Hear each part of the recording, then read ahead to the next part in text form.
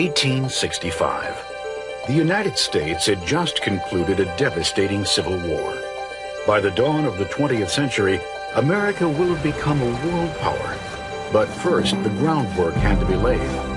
Industrialization exploded, ushering in a period of confidence and optimism that would define the American character. U.S. territories spilled out into the Caribbean and Pacific in a burst of expansionism, forcing the U.S. to grapple with its new role as an imperial power. A course that would define America in the 20th century.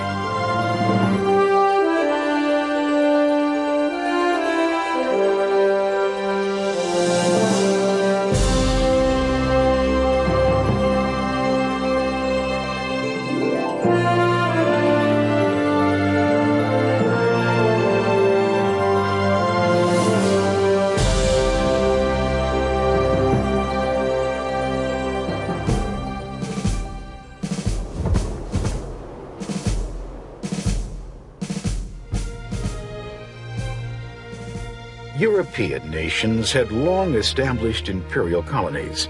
The British in India, the French in Indochina, the Spanish in the Pacific and the Caribbean. In the 19th century, they turned their attention to Africa, carving it up. Eventually, only Liberia and Ethiopia were left as independent countries. Russia had even crossed the Bering Strait and established a foothold on the North American continent. It was in this competitive climate that the United States found itself.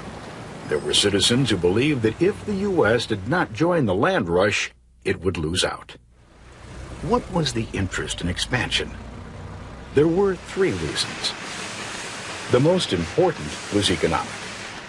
During the Civil War, the U.S. had greatly increased its production of manufactured products, dictating a desire to find new markets abroad and a need for more raw materials. The second reason was military strength. Some believed that if the U.S. lacked powerful armed forces, it would not be able to defend its economic interests.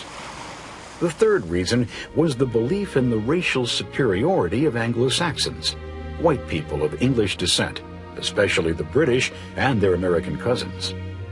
In the late 1800s, many British and Americans believed it was the white race's God-given duty to civilize and Christianize the so-called inferior peoples of the world. British writer Rudyard Kipling's poem, The White Man's Burden, appeared in McClure's magazine, romanticizing this idea.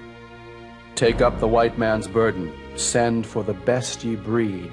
Go, bind your sons to exile, to serve your captives' need. To wait in heavy harness on fluttered folk and wild, your new-caught, sullen peoples, half devil and half child.